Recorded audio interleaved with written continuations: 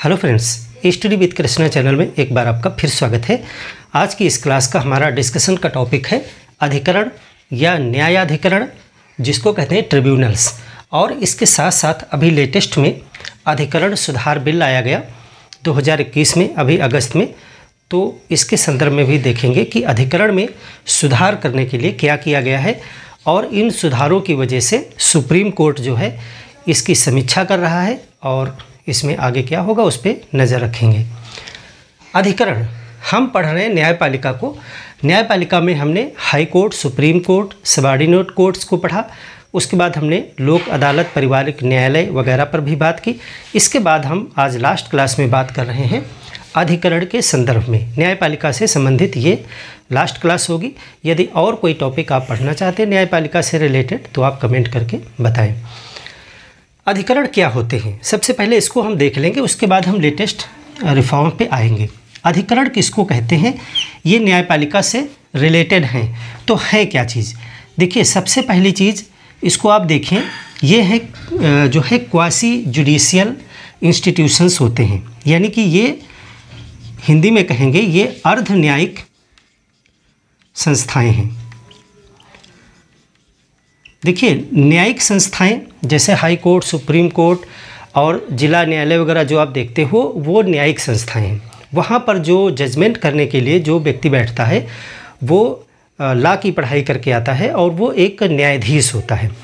यहाँ पर अर्ध न्यायिक जो संस्थाएं होती हैं, यहाँ पर जो व्यक्ति न्याय करने के लिए बैठता है उसका न्यायाधीश ही होना अनिवार्य नहीं है, यानी कोई ज़रूरी नहीं है कि वो लॉ पढ़ के आया हो सकता है वो कोई प्रशासनिक अधिकारी हो, न्यायिक भी हो सकता है, प्रशासनिक भी हो सकता है, वहाँ पे कोई बाउंडेशन नहीं है। अर्ध न्यायिक हैं, यानी कि यहाँ पर उस प्रकार के केस नहीं देखे जाते हैं जैसे हत्या मुकदमा, इस तरह के चोरी डकैती के नहीं, बल्कि ये विभागों से रिलेटेड विवाद होते हैं। जैसे कि किसी विभाग में प्रमोशन को लेकर विवाद है, भर्ती को लेकर विवाद है, वेतन को लेकर के विवाद है, इस तरह के जो विभागीय विवाद होते हैं, यानी विशेष विभागों में विशेष प्रकार के मुकदमे होते हैं जिनको यहीं पर निपटा लिया जाता है। इनको लाने के पीछे उद्देश्य क्या था, यानी अधिकरण बनाने के पीछे उद्देश्य ये है कि जो हमारी न्यायपालिका है, जिला न्यायालय है या हाई कोर्ट है या उच्चतम न्यायालय है, यहाँ पर मुकदमों की संख्या इतनी ज़्यादा है कि वहाँ पर फैसला होने में बहुत देर लग जाती है। अब मान लेते हैं कोई विभाग है, वहाँ पर पदोन्नति को लेकर के किसी का एक विवाद है, तो अगर वो हाई कोर्ट या इन जैसे जगहों पर जाता है तो काफ़ी लंबे समय तक उसे संघर्ष करना पड़ेगा। हो सकता है इसमें 8-10 साल भी लग जाए, तो वहाँ पर त्वरित न्याय नहीं हो पाएगा। जबकि ऐसे मामलों में उसे तुरंत त्वरित न्याय की आवश्यकता है और मामला इस प्रकार है जिसको इसे विभाग के क्षेत्र में ही निपटाया भी जा सकता है आसानी से। तो ये जो अधिकरण हैं इनके लाने के पीछे उद्देश्य था कि जो हमारी न्यायपालिका है उस पर जो मुकदमों का जो बोझ है उसको कम किया जाए और इसके साथ साथ ही जिन क्षेत्रों में विवादों की संख्या ज़्यादा है उन क्षेत्रों में ही अधिकरण बना दिया जाए। मान लेते हैं कि प्रशासनिक क्षेत्र में जो सेवाएं हैं उन सेवाओं से संबंधित बहुत सारे विवाद आते हैं, तो उनको हल करने के लिए उसी में एक प्रशासनिक न्याय करने के लिए अधिकरण बना दिया जाए, तो वो वहीं पर विभाग में ही उन मामलों को निपटा दिया जाएगा। तो ये इसका उद्देश्य था। तो ये अर्ध न्यायिक संस्थाएं हैं, क्वासी जुडिशियल इंस्टीट्यूशंस।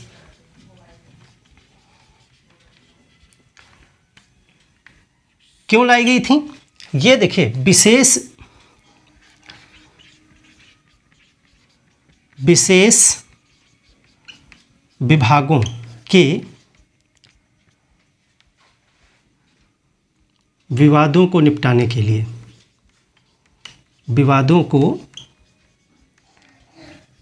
निपटाने के लिए एवं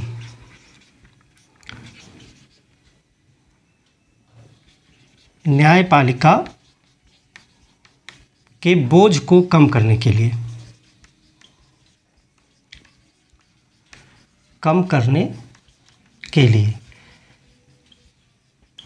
तो इस तरह के अधिकरण इनको कहा गया ट्रिब्यूनल्स, अधिकरण। इसका प्रावधान पहले हमारे मूल संविधान में नहीं था।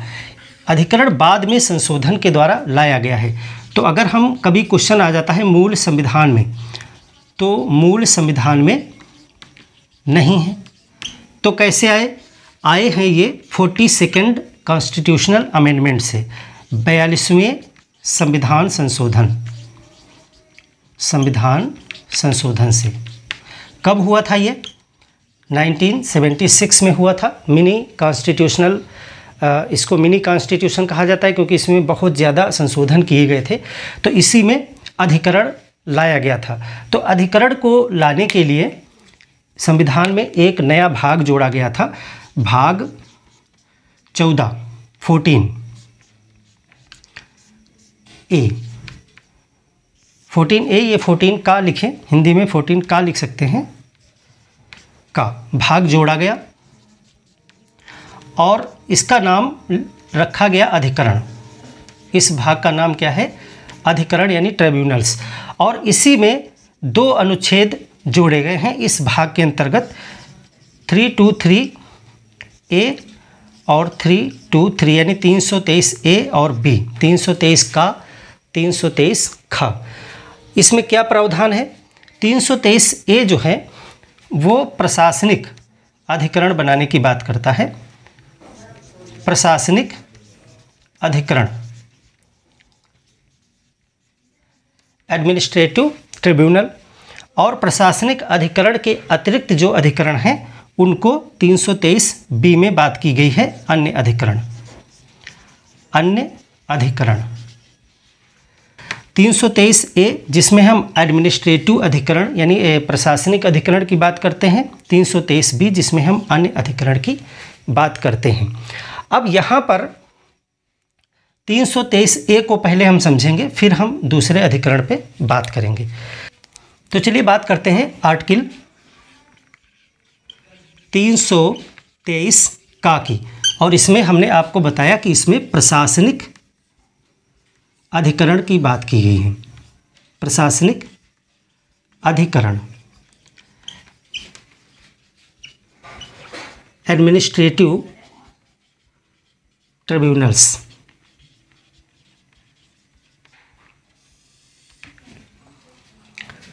प्रशासनिक अधिकरण बनाने की बात की गई है। तो आर्टिकल 323 का कहता है कि संसद को 2 पावर हैं। संसद को 2 चीज़ें बताई गई। पहली चीज़ तो ये है कि देखिए संघ के लिए भी, संघ एवं राज्य। अब देखिए संसद को ही संघ और राज्य दोनों के लिए पावर दी गई है। संघ एवं राज्य के लोक सेवा से संबंधित स्थानीय निकायों,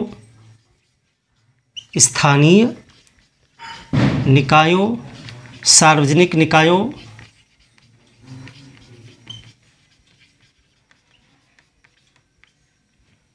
आदि से संबंधित भर्ती एवं सेवा शर्तों के विवादों के निपटाने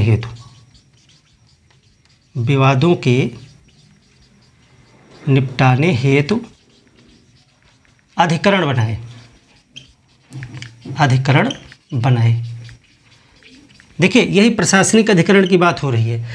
संसद को पावर दी गई कि वो संघ के लिए भी यानी सेंटर के लिए भी और राज्य के लिए भी उसकी लोक सेवा, स्थानीय निकाय, सार्वजनिक निकाय आदि से संबंधित जो भर्ती होती है या उनकी सेवा शर्तें होती हैं, वेतन भत्ते, प्रमोशन इत्यादि, उनमें अगर कोई विवाद होता है तो वो पहले विवाद कहाँ जाता था? विवाद वो जिला न्यायालय में जाता था, उसके बाद हाई कोर्ट में। तो वहाँ वैसे भी बहुत मुकदमे की बाढ़ है, लंबित मामले रहते थे।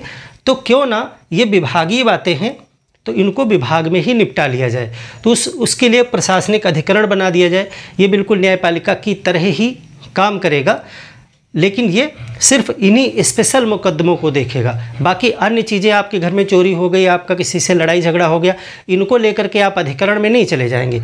वो इन्हीं मामलों को सिर्फ देखेगा। ये इसमें स्पेशलाइज्ड हैं यानी स्पेशलिस्ट हैं। तो ये भर्ती और सेवा शर्तों के विवादों को निपटाने के लिए अधिकरण बनाए। और दूसरी चीज़ कही गई कि संसद को ये पावर है कि संसद जो है ऐसे मामलों को यानी सेवा संबंधी, जो सेवा संबंधी हैं उनको, ऐसे मामलों को जो है सिविल न्यायालय, वैसे तो ये सिविल न्यायालय में जाते, सिविल कोर्ट में, सिविल न्यायालय एवं हाई कोर्ट के क्षेत्राधिकार से बाहर कर सकती है, क्षेत्राधिकार से बाहर कर के अधिकरण को सौंप सकती है, अधिकरण को सौंप सकती है। देखिए, दोनों ही बातों को आप गौर से समझ लें तभी आप समझ पाएंगे। एक तरफ तो संसद को ये पावर दी गई कि आप अधिकरण बना सकते हैं, तो संसद अधिकरण बनाने की पावर है उसे। दूसरी तरफ संसद को ये पावर दे दी गई कि जो सेवा संबंधी विवाद होते हैं, मुकदमे होते हैं, उनको आप सिविल न्यायालय में जाने से मना कर सकते हैं, हाई कोर्ट में जाने से मना कर सकते हैं, यानी सिविल न्यायालय और हाई कोर्ट के क्षेत्राधिकार से उनको आप हटा सकते हैं और उसे कहाँ भेज सकते हैं, अधिकरण में भेज सकते हैं। वैसे क्या होता, अगर ये पावर नहीं होती तो व्यक्ति मनमानी करते, वो अपना मुकदमा लेके कहीं जा रहे हैं, कोई अपना मुकदमा लेके कहीं जा रहा है, क्योंकि दोनों दरवाजे खुले रहते। यानी कि आप इधर का दरवाज़ा बंद करके उनको सिर्फ अधिकरण में भेजने के लिए बाध्य भी कर सकते हैं कि अगर इस तरह का मुकदमा है आपका तो आप अधिकरण में ही जाएंगे, इधर नहीं जाएंगे। तो ये भी संसद को पावर दे दी गई। अब इस पावर का इस्तेमाल संसद ने किया। संसद अपनी किसी शक्ति का इस्तेमाल कैसे करती है, एक जो है अधिनियम ला करके, एक्ट ला करके। तो संसद ने एक एक्ट लाया, संसद ने 1985 में अपनी शक्ति का इस्तेमाल करके प्रशासनिक अधिकरण अधिनियम लेकर के आया। वो प्रशासनिक अधिकरण अधिनियम,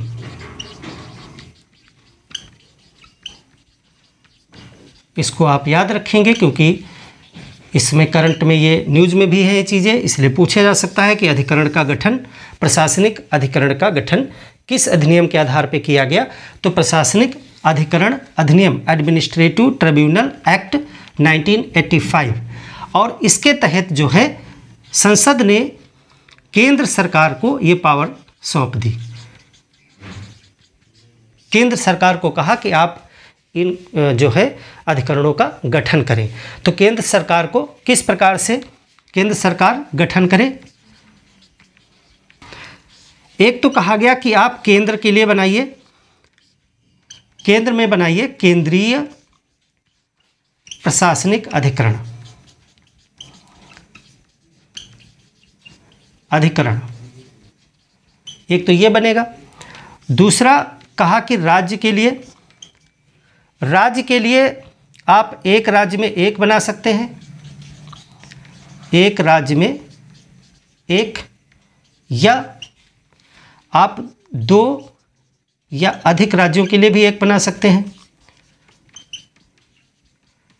अधिक राज्यों के लिए एक क्या बनाएंगे, राज्य प्रशासनिक अधिकरण।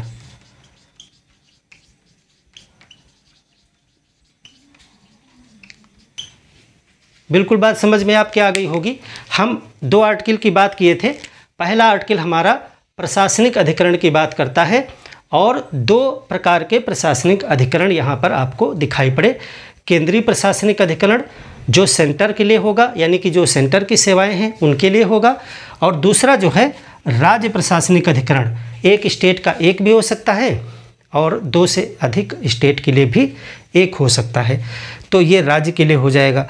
अब केंद्रीय प्रशासनिक अधिकरण क्या करता है और राज्य प्रशासनिक अधिकरण क्या करता है, इस पर भी हम 2 बिंदु जान लेते हैं, फिर हम अगले आर्टिकल की तरफ बढ़ेंगे।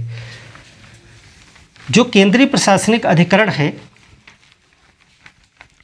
उसको पावर है कि जो अखिल भारतीय सेवाएं हैं, जो केंद्रीय सेवाएं हैं, इस तरह की जो सेवाएं हैं जो सेंटर से रिलेटेड हैं, उनमें अगर सेवा संबंधी कोई विवाद होते हैं तो वो उन अधिकरण में देखे जाएंगे। तो यहाँ पर हेडिंग हम डालेंगे केंद्रीय प्रशासनिक अधिकरण।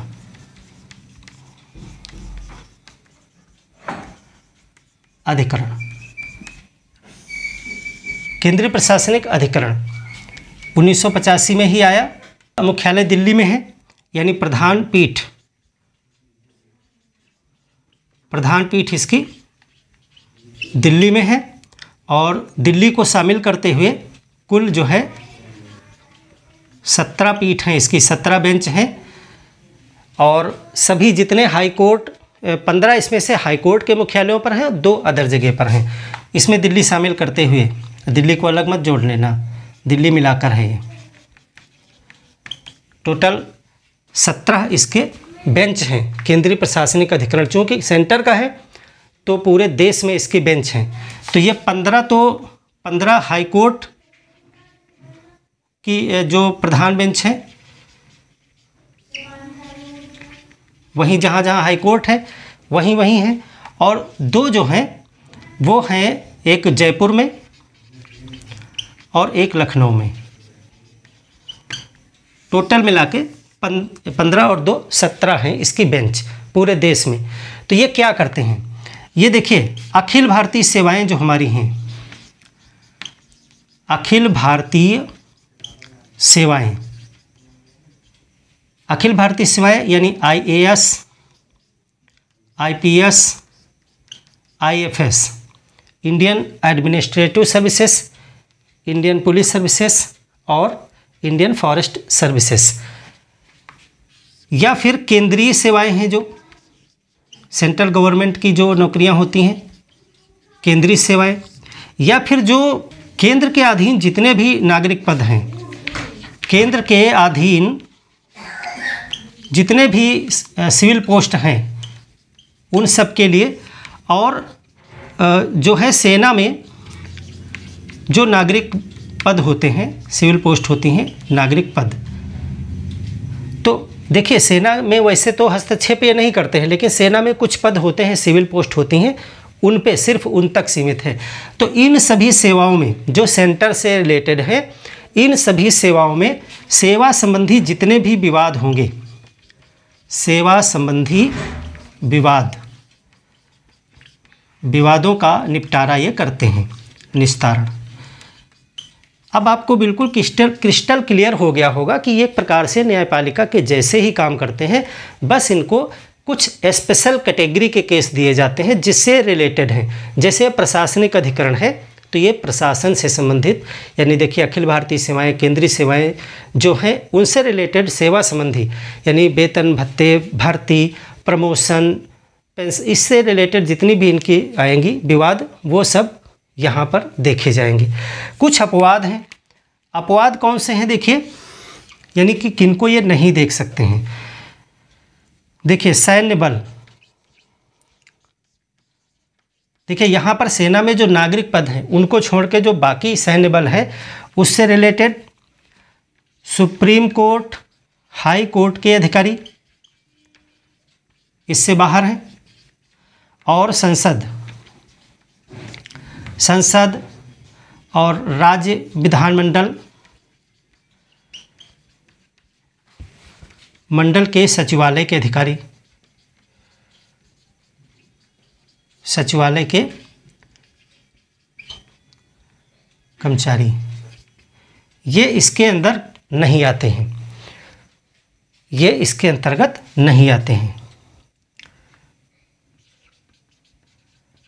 इसके अंतर्गत नहीं आते हैं। बाकी सारी सेवाओं पर यही देखेंगे ट्रिब्यूनल्स। तो अब ये तो केंद्रीय प्रशासनिक अधिकरण हो गया। बिल्कुल इसी तरीके से राज्य प्रशासनिक अधिकरण है दूसरा, राज्य प्रशासनिक अधिकरण। राज्य प्रशासनिक अधिकरण कैसे बनता है? ये राज्य के मांगने पर बनता है, यानी राज्य अनुरोध करता है संसद से कि हमारे लिए हमारा राज्य प्रशासनिक अधिकरण बना दीजिए, और जो काम ये करते हैं केंद्रीय सेवाओं के लिए, बिल्कुल वही कार्य वो स्टेट सर्विसेज के लिए करते हैं, यानी राज्य के अधीन जो नौकरियां हैं, सेवाएं हैं, उनसे रिलेटेड वो करते हैं। तो राज्य प्रशासनिक अधिकरण जो है वो राज्य की मांग पर बनता है, राज्य की मांग पर बनाया जाता है। एक राज्य के लिए एक भी हो सकता है, और जैसा मैंने पहले भी बताया कि 2 या 2 से अधिक राज्यों के लिए भी एक ही अधिकरण होता है। और ये क्या करते हैं, ये राज्य के अधीन सेवाओं के संबंध में काम करते हैं। संबंध में वही काम करते हैं जो केंद्रीय प्रशासनिक अधिकरण वही कार्य करते हैं जो सेंटर वाले करते हैं। सेंटर के संदर्भ में ये भी वही विवादों का निपटारा करते हैं। तो आप एक आर्टिकल को अच्छे से समझ गए। कौन सा आर्टिकल है? आर्टिकल 323A, जिसमें प्रशासनिक अधिकरण की बात की गई है। प्रशासनिक अधिकरण 2 प्रकार के हैं, केंद्रीय और राज्य, और ये क्या करते हैं ये हमने आपको बता दिया। अब दूसरा जो आर्टिकल है 323B, उसमें अन्य अधिकरण की बात की गई है, उसको भी जरा हम देख लेते हैं। फिर हम आते हैं कि इसमें कौन अध्यक्ष होता है, सदस्य कैसे होते हैं, उनकी नियुक्तियां कैसे होती हैं, और उसी से रिलेटेड जो नया बिल आया है, जो बिल्कुल एक्ट बनने वाला है, पास हो गया है, उसमें क्या विवाद है देखेंगे उसको भी। तो अब हम देख लेते हैं दूसरा आर्टिकल, आर्टिकल 323B यानी खा। ये अन्य अधिकरण की बात करता है। अन्य अधिकरण, अन्य अधिकरण कौन बना सकता है? देखिए, अभी वहाँ पर जो हम प्रशासनिक अधिकरण की बात कर रहे थे, चाहे वो सेंटर का हो और चाहे वो स्टेट का हो, बनाने की पावर किसको थी? केंद्र सरकार के पास में थी, यानी संसद ने केंद्र सरकार को दिया हुआ था। और यहाँ पर क्या है, यहाँ पर राज्य भी बना सकते हैं। जो अन्य अधिकरण है वो राज्य और केंद्र दोनों बना सकते हैं, यानी कि यहाँ पर संसद को भी पावर है। संसद एवं राज्य विधायिका दोनों निम्नलिखित क्षेत्रों में अधिकरण बना सकते हैं। किन किन मामलों में बना सकते हैं वो आप देख लें। बना सकते हैं, देखिए कुछ मामले हैं, उनको आप देखें।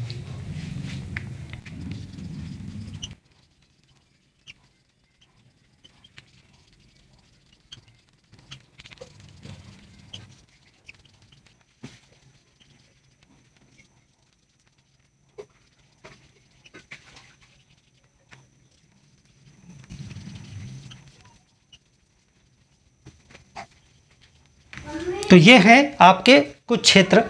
संसद एवं राज्य विधायिका जो है वो इन क्षेत्रों से रिलेटेड अधिकरण बना सकते हैं अपने अपने अधिकार क्षेत्र में।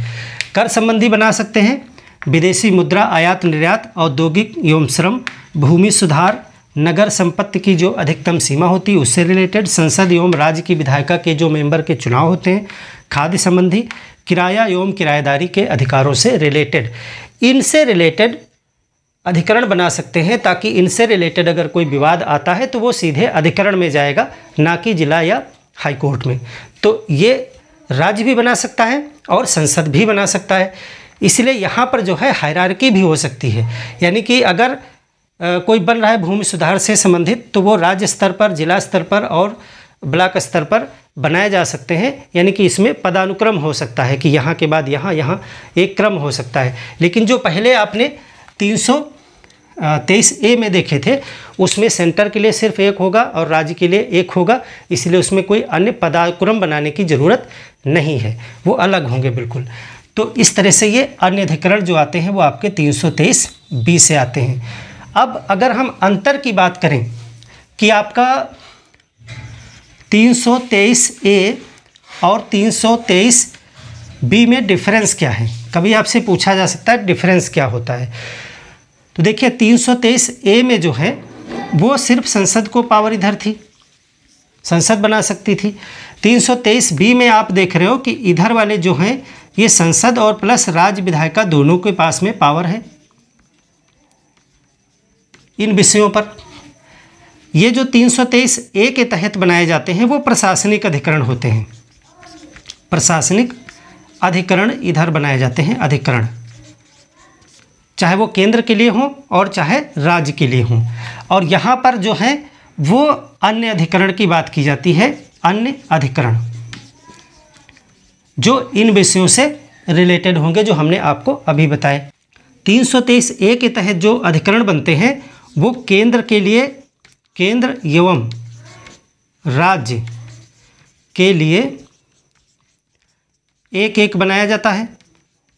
एक केंद्रीय प्रशासनिक अधिकरण भी आपने देखा और राज्य के लिए राज्य प्रशासनिक अधिकरण आपने देखा।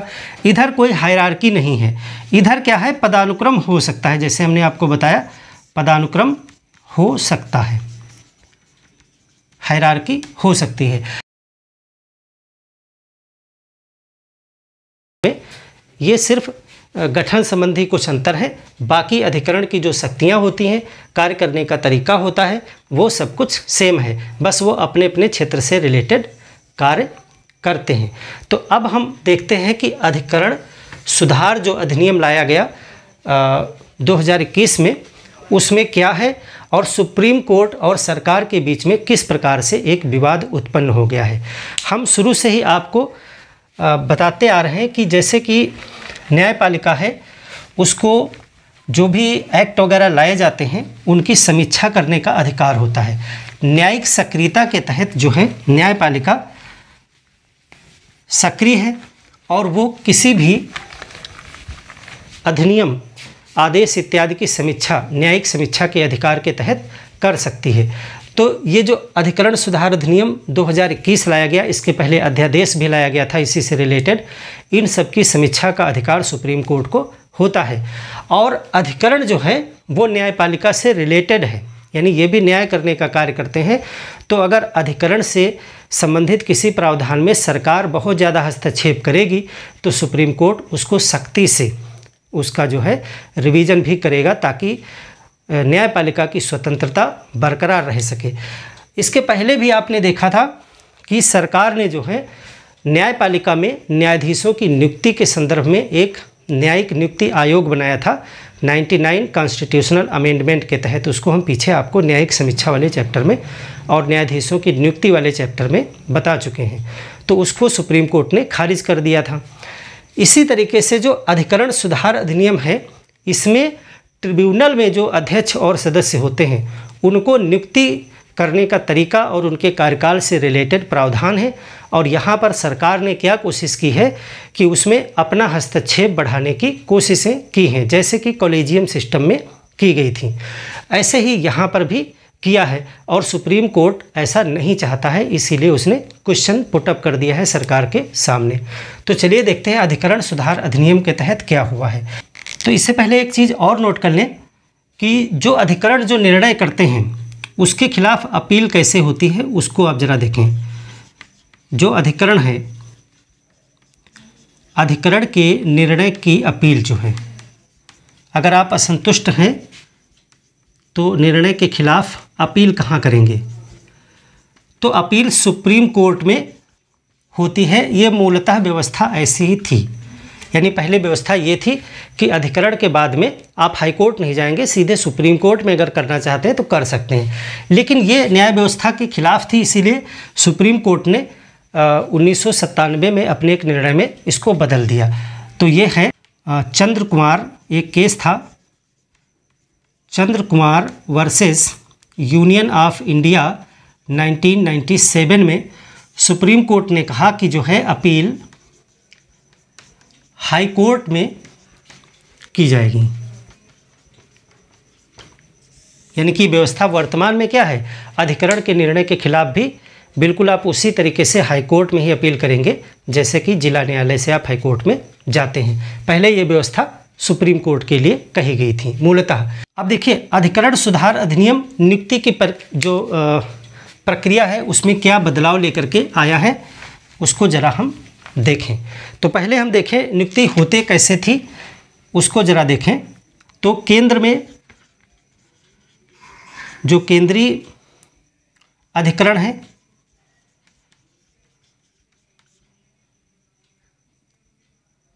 वहाँ पे नियुक्ति कैसे होती थी, तो वहाँ पे जो है अध्यक्ष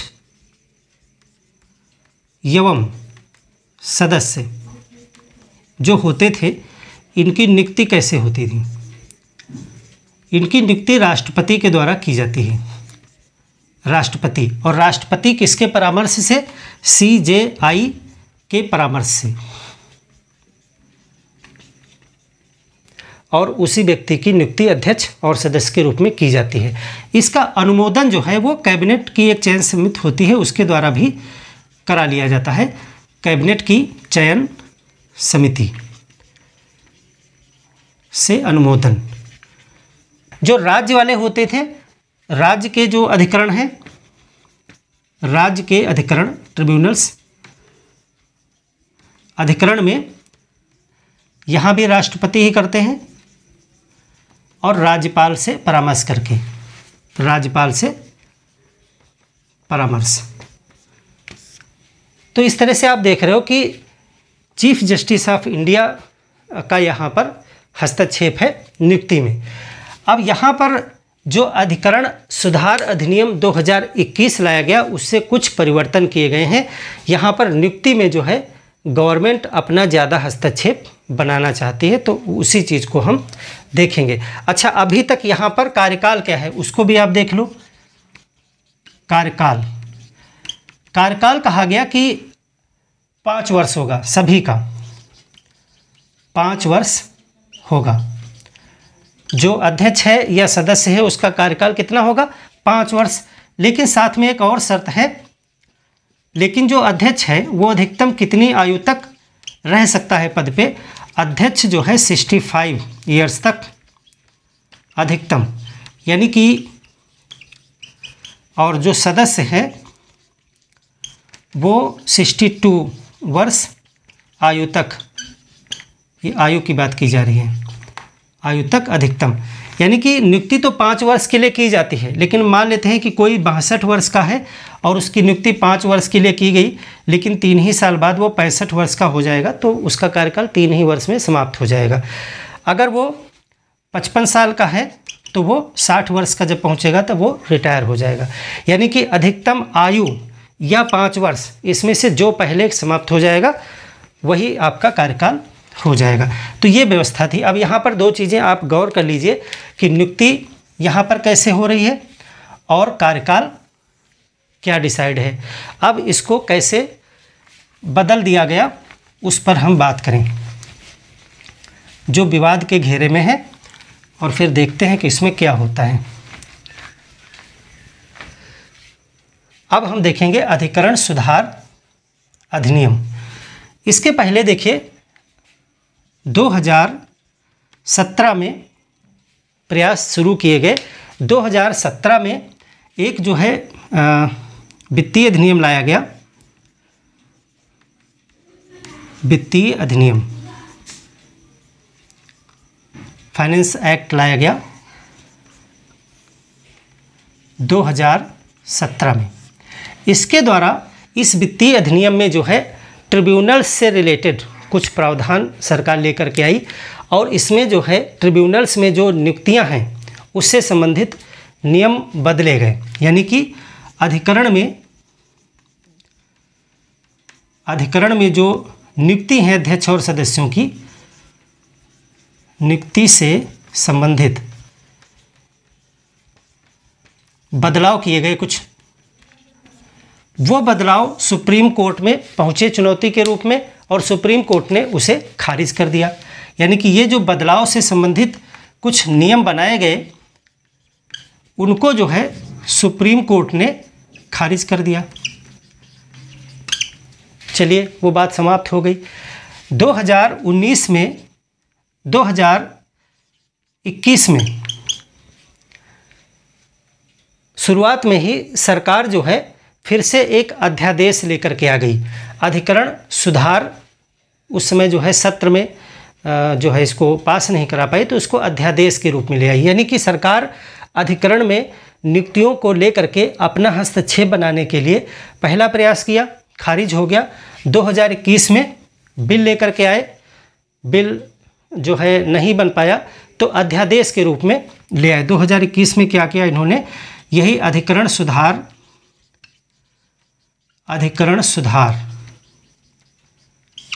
अध्यादेश ऑर्डिनेंस पास करा लिया 2021 में। इसमें भी वही सेम चीज़ है जो भी अधिकरण सुधार 2021 में हम आपको बताएंगे। तो पहले इसको अध्यादेश के रूप में ले करके आए और सुप्रीम कोर्ट ने खारिज कर दिया इसे। सुप्रीम कोर्ट ने कहा कि वही चीज़ें जो हम पहले ही आपको निर्देशित कर चुके हैं कि आपको ऐसे नहीं करना है, उसी को फिर से अध्यादेश के रूप में लाने की क्या ज़रूरत है। तो अध्यादेश नहीं लागू हो पाया। सरकार ने 2021 में फिर से अपना दूसरा प्रयास किया और इसको अब भी मानसून सत्र में अगस्त में लेकर के आए बिल के रूप में, अधिकरण सुधार विधेयक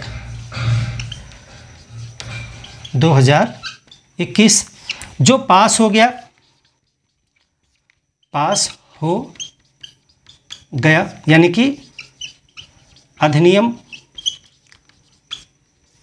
बन जाएगा। राष्ट्रपति के हस्ताक्षर होकर के ये अधिनियम बन जाएगा, लागू हो जाएगा। लेकिन अभी ये न्यायिक समीक्षा इस पे होनी बाकी है, क्योंकि सुप्रीम कोर्ट ने जो भी निर्देशित किया, जो भी यहाँ पर और यहाँ पर किया, बिल्कुल वही सारी चीज़ें इसमें भी वैसे ही रख दी गई हैं।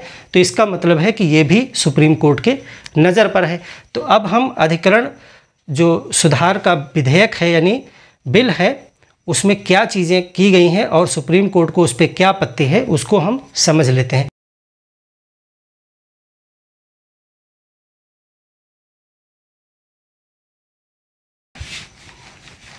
तो ये जो पास हो गया लास्ट में, अधिकरण सुधार अधिनियम 2021 जो बन रहा है, इसमें क्या प्रावधान किए गए हैं उसको ज़रा देखें। तो नियुक्ति के लिए क्या कहा इन्होंने, अभी हम आपको पीछे नियुक्ति बता चुके हैं। नियुक्ति के लिए इन्होंने कहा कि नियुक्ति जो है वो होगी एक खोज सह चयन समिति बनेगी। किसके माध्यम, कौन करेगा, खोज सह चयन, इसको कहेंगे सर्च कम सिलेक्शन, ये समिति बनेगी।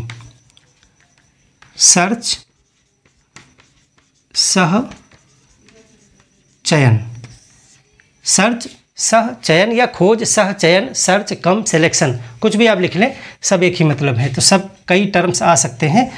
तो एक ये समिति सर्च कम सिलेक्शन समिति है कि इस समिति में CJI होंगे, यानी चीफ जस्टिस ऑफ इंडिया होंगे, अध्यक्ष के रूप में अध्यक्ष होंगे ये,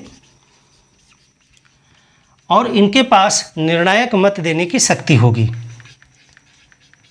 निर्णायक मत, कास्टिंग वोट। कास्टिंग वोट हम आपको पहले ही समझा चुके हैं कि जब मामला टाई पे आ जाएगा, बराबरी पे आ जाएगा, तब एक तरफ निर्णय लेने के लिए तब ये वोट करेंगे, यानी इनके पास बहुत सीमित पावर आ गई। इसमें कहा गया कि 2 सचिव होंगे, 2 सचिव। सचिव कौन, केंद्र सरकार नामित करेगी, केंद्र सरकार द्वारा। सेंटर के 2 सचिव होंगे। इसके अतिरिक्त इसमें जो है वर्तमान या निवर्तमान यानी प्रेजेंट या आउटगोइंग अध्यक्ष होंगे। देखो, जब अध्यक्ष का चुनाव करना होगा तो वहाँ पर जो पुराना अध्यक्ष है, निवर्तमान हो चुका है, वो बैठेगा, और जब सदस्यों का चुनाव हो रहा होगा तो जो वर्तमान में अध्यक्ष बन चुका है वो बैठेगा। यानी वर्तमान वाला या फिर जो जा रहा है वो अध्यक्ष होगा, या फिर इसकी जगह जो है सुप्रीम कोर्ट के कोई रिटायर्ड न्यायाधीश होंगे, रिटायर्ड जज होंगे, या फिर हाई कोर्ट के रिटायर्ड जज होंगे। तो इनमें से कोई होगा व्यक्ति, 4 व्यक्ति हैं, 4 में से कोई एक होगा। यानी एक सीट ये है, दूसरी ये है, तीसरी ये है और चौथी सीट ये है। यानी इसमें 4 मेंबर हैं। एक तो चीफ जस्टिस ऑफ इंडिया, दूसरे 2 सचिव, 2 सचिव हैं तो यहाँ पे मेंबर 5 हो जाएंगे, टोटल 5 हो जाएंगे। तो यहाँ पर देख रहे हैं आप, चीफ जस्टिस ऑफ इंडिया हो गए, 2 सचिव हो गए और एक वर्तमान, निवर्तमान या सुप्रीम कोर्ट या हाई कोर्ट के इनमें से कोई एक, और एक जो है संबंधित मंत्रालय का सचिव होगा, संबंधित मंत्रालय का सचिव बिना मताधिकार के, यानी इसको वोट देने का पावर नहीं होगा, लेकिन फिर भी वहाँ पर बात तो अपनी रख ही सकता है। संबंधित मंत्रालय यानी जिस मंत्रालय से रिलेटेड ट्रिब्यूनल बन रहा है, यानी ट्रिब्यूनल जो भी क्षेत्र के लिए बनाया जा रहा होगा वो किसी न किसी मंत्रालय के क्षेत्र में आता होगा, तो उससे रिलेटेड जो सचिव होगा वो भी उस टीम में होगा। तो ये टीम होगी। इस टीम को क्या कहा गया? सर्च कम सिलेक्शन, यानी ये सर्च भी करेंगे और सिलेक्ट भी करेंगे। यही जो है एक निर्णायक बॉडी हो गई। तो अब यहाँ पर आप देख रहे हो कि इसमें हस्तक्षेप किसका ज़्यादा बढ़ गया है। यहाँ तो चीफ जस्टिस ऑफ इंडिया बिल्कुल अकेले पड़ गए, इनके पास में जो वोटिंग पावर है वो भी कास्टिंग वोट है। बाकी यहाँ आप देख रहे हो कि 2 सचिव यानी सेंटर का मामला ऊंचे हो गया है। वर्तमान अध्यक्ष, निवर्तमान अध्यक्ष या फिर इनमें से कोई एक व्यक्ति होगा। और यहाँ आप देखिए एक सचिव और है, वो भी जो है भले वोट नहीं दे सकता है लेकिन निर्णय को प्रभावित जरूर कर सकता है। तो ऐसे में सुप्रीम कोर्ट को इस पे आपत्ति है कि यहाँ पर जो है क्या हो रहा है, न्यायपालिका में जो नियुक्ति की प्रक्रिया है उसकी स्वतंत्रता में बाधा पहुंच रही है और ये बिना वजह कार्यपालिका का न्यायपालिका के कार्यों में हस्तक्षेप है, यानी शक्ति पृथक्करण के सिद्धांत का उल्लंघन है। तो इसमें 2 ऑब्जेक्शन हो सकते हैं। एक तो देखिए ये न्यायपालिका की स्वतंत्रता के खिलाफ है, स्वतंत्रता के खिलाफ है। देखिए अभी ये निरस्त नहीं हो गया है, मैं नहीं कह रहा हूँ निरस्त हो गया है, लेकिन ये मुद्दे बन रहे हैं, इसीलिए क्वेश्चन पुटअप हुआ है और सुप्रीम कोर्ट हो सकता है इसे खारिज कर दे। जैसे ही कॉलेजियम को रिप्लेस करने के लिए जो लेकर के सिस्टम आए थे, राष्ट्रीय न्यायिक नियुक्ति आयोग, उसको सुप्रीम कोर्ट ने खारिज कर दिया था 2015 में। तो उससे बिल्कुल मिलता जुलता मामला है, तो सुप्रीम कोर्ट वैसा निर्णय ले भी सकती है। तो न्यायपालिका की स्वतंत्रता के खिलाफ है। दूसरी चीज़ इसमें क्या है, इसमें शक्ति पृथक्करण के सिद्धांत का भी उल्लंघन हो रहा है। शक्ति पृथक्करण का उल्लंघन हो रहा है। कैसे हो रहा है उल्लंघन? आर्टिकल जो है 50 न्यायपालिका और कार्यपालिका को पृथक करने की बात करता है और यहाँ पर देखिए कार्यपालिका का वर्चस्व जो है बढ़ गया न्यायपालिका के कार्य में। और न्यायपालिका की स्वतंत्रता के लिए क्या प्रावधान है कि न्यायाधीशों की नियुक्ति जो है वो कार्यपालिका के दबाव से मुक्त होनी चाहिए। तो एक तो ये चीज़ आप समझ गए। तो ये प्रावधान है इसमें अधिकरण सुधार अधिनियम 2021 में। दूसरा एज को लेकर के भी है। एज को लेकर के क्या किया गया है, इन्होंने कहा कि कार्यकाल जो है वो 4 वर्ष होगा। पहले कितना था? 5 वर्ष। अब क्या कह दिया है? 4 वर्ष। जबकि ये पहले भी करने की कोशिश की, तब सुप्रीम कोर्ट ने निर्देशित किया था कि इसको 5 ही रखा जाए, लेकिन फिर भी 4 वर्ष रखा गया है। और जो अधिकतम आयु की सीमा है वो अध्यक्ष के लिए क्या रखी गई है, इस पे ऑब्जेक्शन है। अध्यक्ष के लिए कहा गया 70 वर्ष अधिकतम। देखिए 65 था, 70 कर दिया है। और सदस्य 67 वर्ष आयु अधिकतम। और एक और चीज़ जोड़ दी जो पहले नहीं थी, वो क्या कह दिया है कि न्यूनतम आयु भी रख दी है। न्यूनतम आयु का भी प्रावधान रख दिया है 50 वर्ष। यानी कि जो 35, 40, 45 साल के युवा लोग हैं वो अधिकरण के अध्यक्ष और सदस्य नहीं बन सकते हैं। तो इस पे भी सुप्रीम कोर्ट को आपत्ति है कि इससे जो है जो युवा शक्ति है, जो जिनके अंदर बिल्कुल लेटेस्ट जोश है, वो हतोत्साहित होंगे, डिमोटिवेट होंगे कि हमको तो 50 वर्ष से पहले मौके नहीं मिलने हैं अधिकरण में। जबकि अधिकरण क्या है, अधिकरण में कोई बहुत सीरियस मर्डर, बलात्कार जैसे केस तो नहीं आते हैं जो वहाँ पे बहुत ज़्यादा अनुभवी न्यायाधीशों की ज़रूरत है।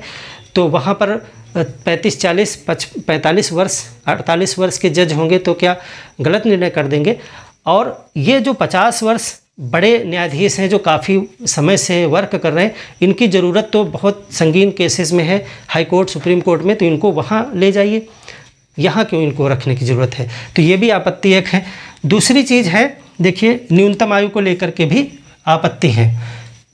ये सिलेक्शन कमेटी को लेकर के आपत्ति है, कार्यकाल में जो 4 वर्ष किया गया इसको लेकर आपत्ति है, और न्यूनतम आयु को लेकर के भी सुप्रीम कोर्ट को इस पर आपत्ति है।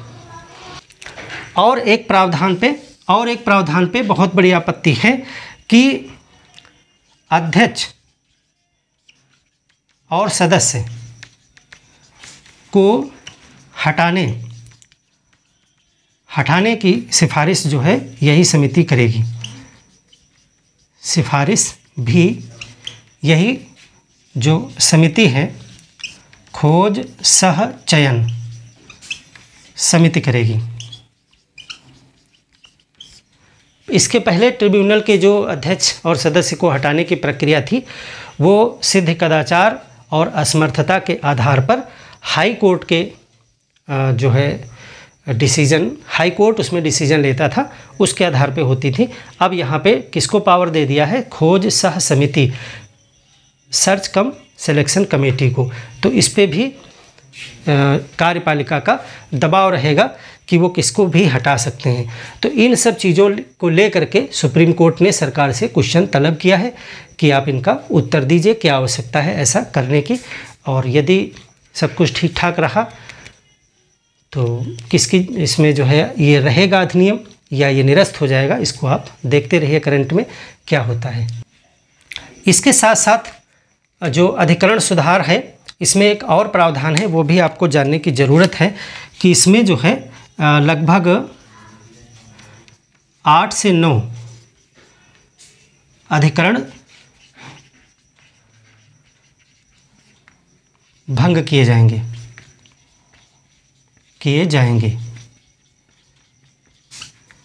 ये भी एक बहुत ज्वलंत मुद्दा है।